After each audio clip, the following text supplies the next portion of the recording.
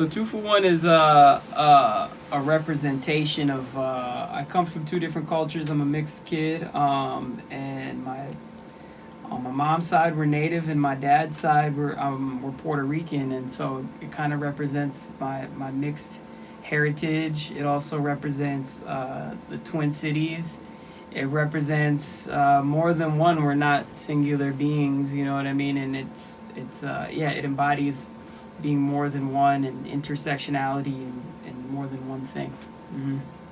And how long have you been an artist? And how much art do you dabble in? Is it just music, or do you do other forms of art as well? I do. It's mostly music. I do a little bit of like DIY visual art, but primarily music and activism or activism. I don't know.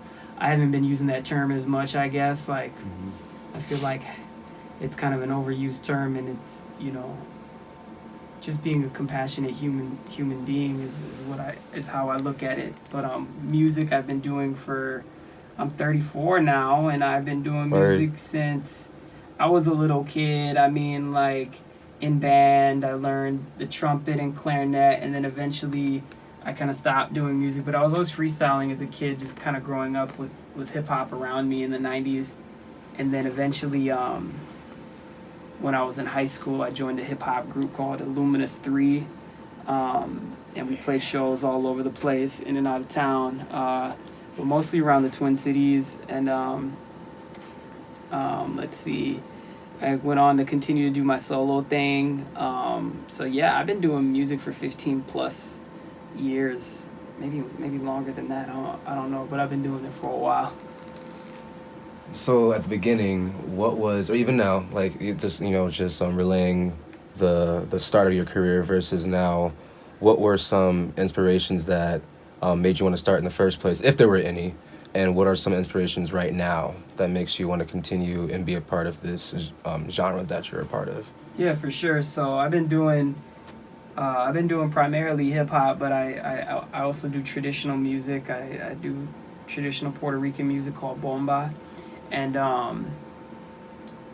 when I was in high school, it was really my peers, a lot of producers that were already making beats who were like a few years older than me, who were already on the, in the music community here in Minneapolis. People like Big Quarters and Fam Feud, they were very influential on me wanting to do music, and especially making beats. Toki Wright and Yo the Movement, that was a huge that was pivotal for us as young people, to have youth programs that nurture you as a young person. That kept us from joining gangs and things like that, and so that was very, very important. Brandon All Day, I credit him for coming through to show me how to make beats on my MPC 2000 XL. That was the very first beat machine that I learned how to make beats on and sample, and I really learned audio production in a very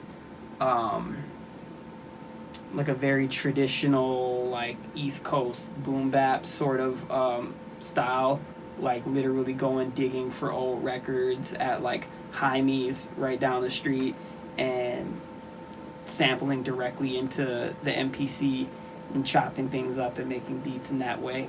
As far as writing goes, Illuminous 3 was like, I was around a lot of rappers, but Illuminous 3, they kind of set the bar, and if you didn't have bars, then you would get clowned. Like, that was the era that I came from, you know what I mean? So we were battling, we were freestyling, we were going to all the open mics around town, Fifth Element open mics, Blue Nile open mics, and at that point in the game, lyricism was, the value of lyricism was set to a completely different degree than it is today, and I'm not to say that it isn't valued right now. I think it's just more open. I think today artists are more into the feel, which I really like. You know what I mean? Just bringing a vibe, you know, and you don't necessarily have to be cutting people's heads off with the with the rap flow. You don't necessarily have to be that sharp with the blade in terms of lyricism, and I'm okay with that. I like all the different forms and the newer styles, you know, like even if you're not making a whole lot of sense, I don't really care. I mean, as long as as long as you're bringing a vibe and people enjoy it, you know, it's all art to me, you know. Damn, that's a good answer. Shit. So first, I mean, you've been doing this for a while, but for like, cause I just met you today, so this is pretty cool. It's a pleasure to meet you. Pleasure to meet you. So, for someone who just happens to not have listened to your music or have seen you at a show or have heard you on the radio, how would you describe your music to them if you can describe your music to somebody who has never heard? Yeah, for sure. I mean, I think the underlying message in my music is always connected to freedom in some way, shape, or form. I like to tell a story in my songs and in my albums. I want the listener, when they put on a set of headphones, I want them to feel like they're stepping into a place. You know, it could be like stepping into the forest, and what happens during that time, you know, when you're in the forest? Are you seeing animals? Are you seeing is it sunny, and at the end of the album it's dark and rainy and about to thunderstorm, and then you return to the city, you know what I mean? So I like to do a lot of storytelling that's very reflective of what I'm going through at a particular time. For example, like my project, The Send Off, that was about me. A lot of my music is about personal narrative. And The Send Off, for example, is one of my EPs where it kind of starts off in like a dark, lonely, sort of isolated place, and it talks about my internal battles and struggles, and then it eventually moves towards me having this yearning to fly and leave the current space that I'm in. And I talk about dreaming a lot. I talk about lucid dreaming. I talk about, because the lucid dream is like the ultimate form of freedom, because you're leaving your body, your spirit is flying and it's floating and going to places that you know we want to go to. And so at first it starts off in a dark, lonely place, and at the end of the album, I got a boarding pass on my coffee table, and I'm ready to go check out the world, right? And so that's me. To me, being able to travel and go to different places around the world, share stories with people, cook meals with people, meet people from different walks of life, to me that is something that I fight for and that I live for, because it really gives me this worldly perspective, you know, that I've always wanted, because as a kid I never had the opportunity to travel, really. You know, I was in Minneapolis. You know, we were living in the projects, or we spent a couple years living on the res in South Dakota. We're living in South Minneapolis. During Christmas break, we're going to visit grandma on the res, you know what I mean? And that's it. I come back home, or I go back to school from winter break, and you got kids saying, yo, I went to Disney World, I went to California, I went to all these different places. And I'm like, man, I don't think I'll ever see that, you know? And so my music has been able to empower that and take me to those places. So that's one example. And then the following project is The Homecoming, where I go and I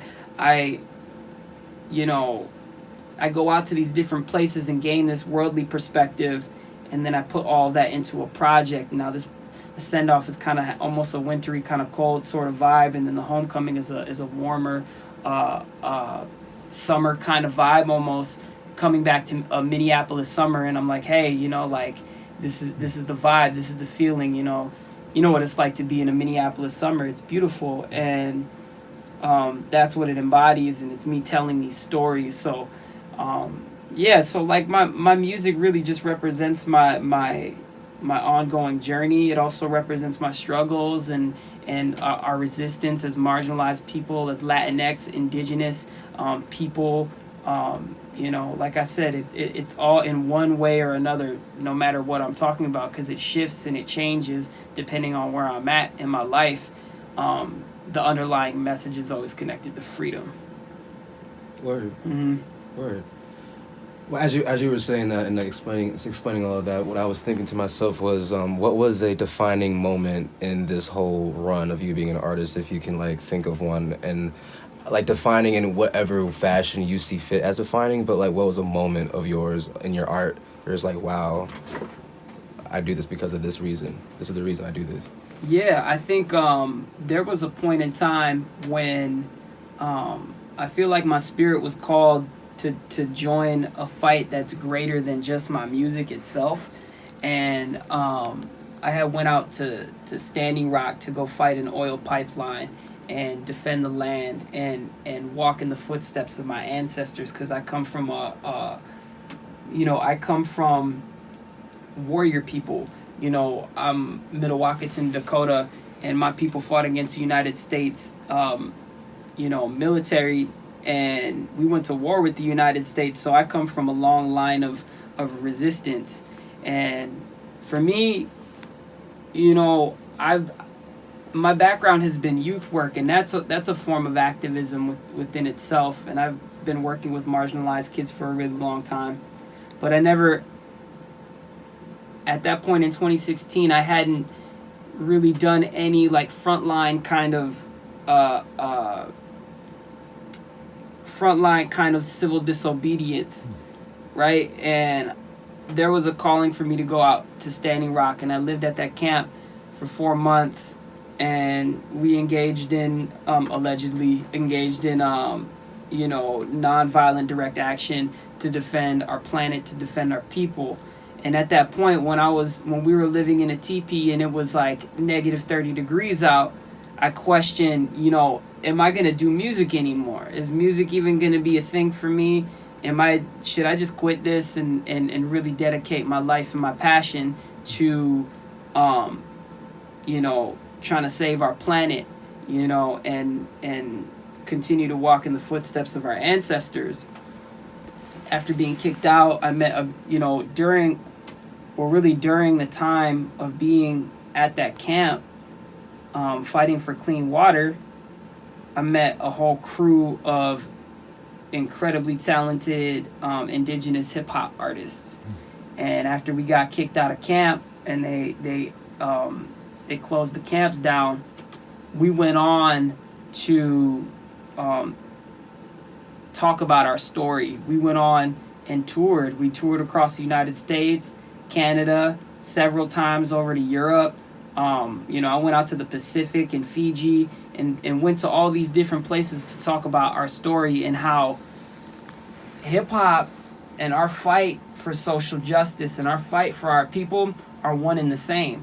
That was the defining moment for me, is when I realized that there's no difference between my resistance when we're face to face with police officers protecting the water and when I'm on stage, spitting these bars. There's no difference. You know what I mean? That for me was so impactful to find that intersection between the two, and how, when I go and I teach kids how to make beats, I'm teaching them the right way, because when it comes down to it, people can talk about activism or people can talk about being performing artists or whatever it is, but what it comes down to is us being compassionate people, having compassion, loving each other, bringing goodness to the world, right at our core and at our foundation. That's what we are. That's who we are, and that's what we embody. You know what I mean? So it doesn't matter whether I'm shutting down a bank that's funding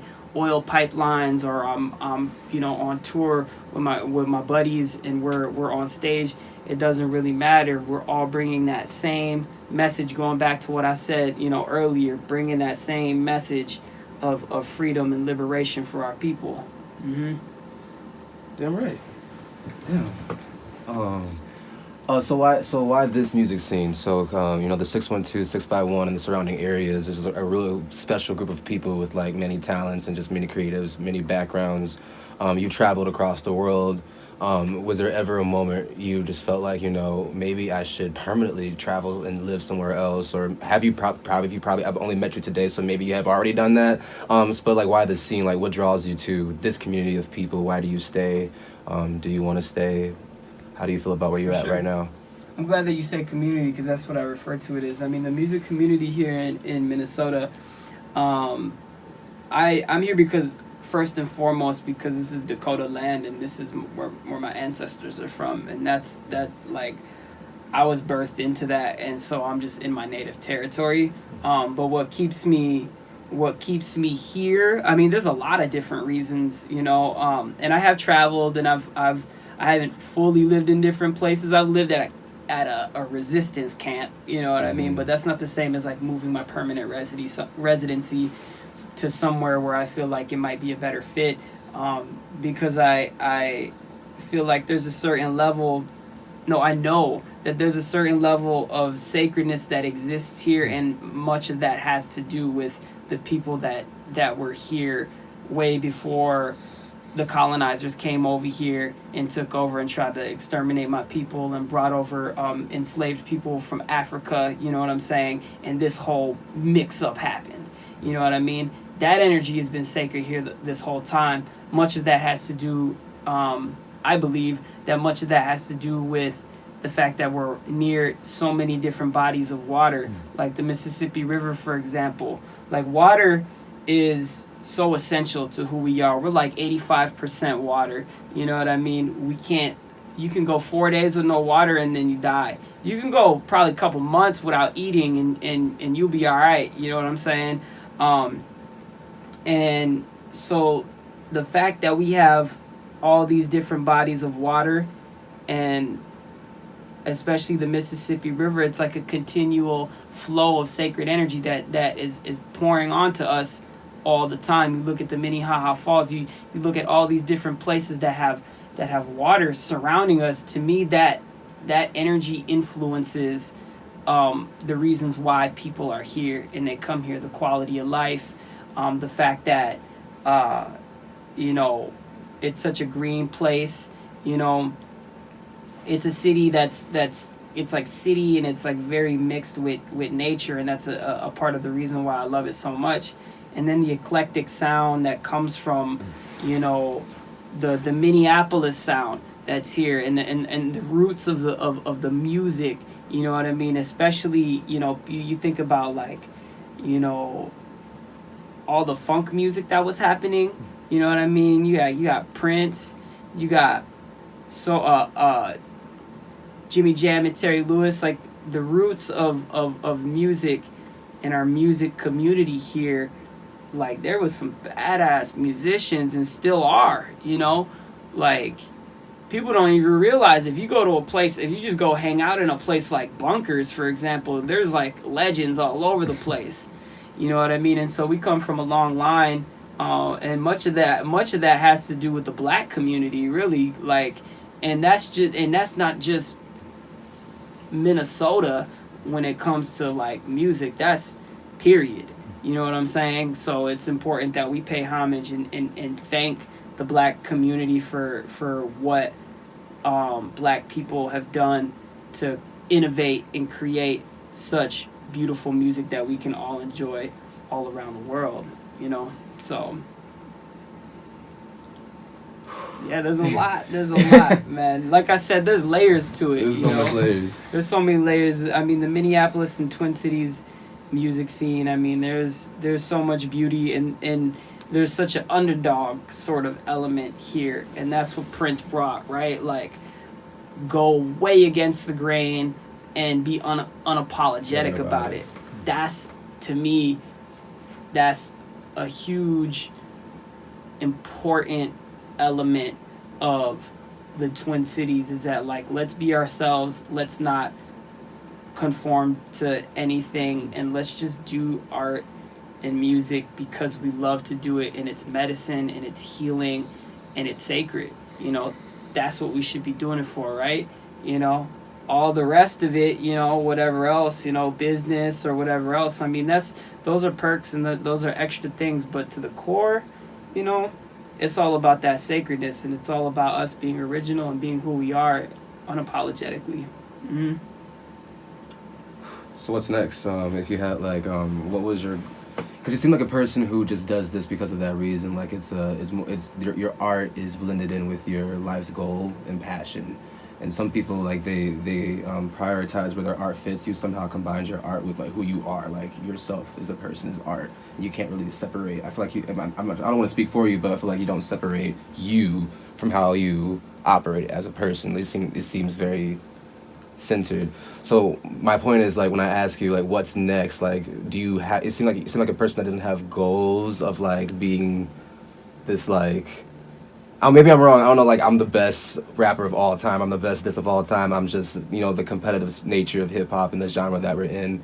It's a lot of people just wants to be like number one. So like, do you have any goals like that to just be this like, I don't know, number one person? Yeah, no, you got it. I don't like my goals are to sustain a business for sure, just because that's the climate that we're in. Mm-hmm. I want to be able to pay my bills off of music. I want to be able to tour. I want to be able to bring money to my family and help support my family. I think those are the most important things, whether it's on top or number one or anything like that. It's not, to me, that isn't as important. I think the goal is to be able to sustain myself from the music without having to compromise the sacredness that we're talking about. Without having to conform to anything, because I don't want that. But competitive, like on a competitive level, I mean, I just want to continue to spit bars. Like I want to I still believe in like raw lyricism in the music, and being able to do music that has a high difficulty factor. You know what I'm saying? Like there's people who put out music and the difficulty factor isn't there. They kind of like slap some songs together and throw it together, and that's it. And there's a vibe to it, and that's beautiful. You know what I'm saying? I love that. As long as there's something that makes someone feel good there, that's valuable. You know what I mean? And so if people are out here getting on the Billboard charts and making money and feeding their families because they know how to do that, and they know how to do that really well, I'm in full support of that. I think that's incredible. But for me, I still like the idea of being able to like write songs that are challenging. I like to make beats that are challenging. I want to challenge myself so much more, because I do both. Even on a instrumentation level, like I said, I play traditional Puerto Rican music called bomba. That stuff gets the difficulty factor is really, really high. You know what I mean? To where it's like you have to be good. You have to really challenge yourself, because some of them rhythms are really, really complex, and high energy. You know what I mean? But yeah, so still maintaining a level of challenge and difficulty, at the same time being able to bring and portray and create a vibe that represents my mission and my vision of freedom and what we had talked about earlier. And at the same time, hey, if I could buy a house, that's what I want to do. And so that's what I've been doing in the past couple years. I haven't even been releasing as much music. I'm now releasing more music as singles, like and getting my buzz to build or whatever, and also just building an artist infrastructure that'll support me sustaining a business, starting my business, building the websites, doing the branding. All of those things, you kind of have to have those in order to really sustain yourself as an artist, right? To make money and to be able, even the truth is that we're living in a capitalist system, so you have to, in a way, you have to do that, But not only that, I have to be able to learn what marketing my music and learning what my niche is. I have to learn what that is in order to take my music and reach people with it. Because not only is it something sacred to me and that I really want to do and that I really love to do, people are moved by my music, right? So how do I get my music in the sound systems and the headphones of people that would really enjoy it, appreciate it, and be moved and changed by it?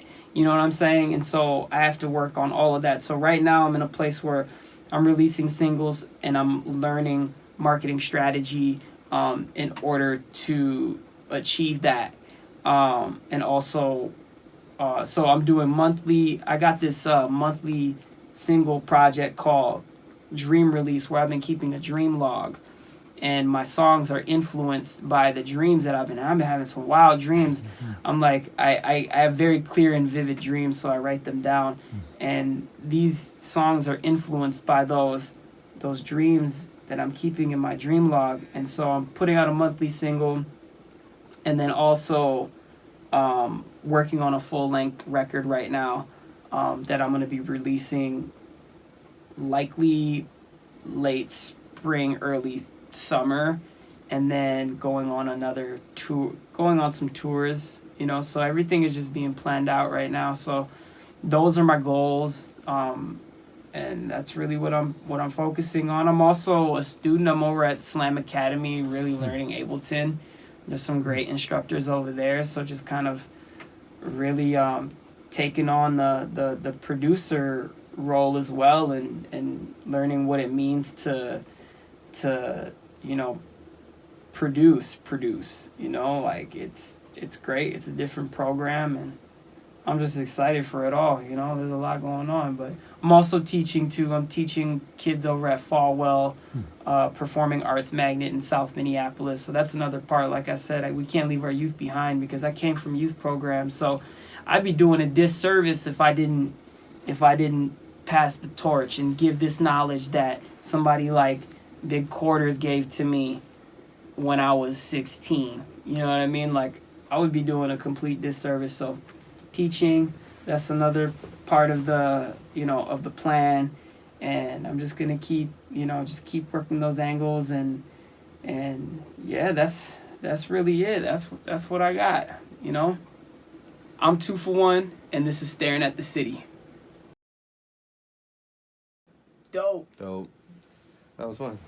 I get a little rambly sometimes, and I can go off. I was just trying to make sure I had questions. I was like, damn.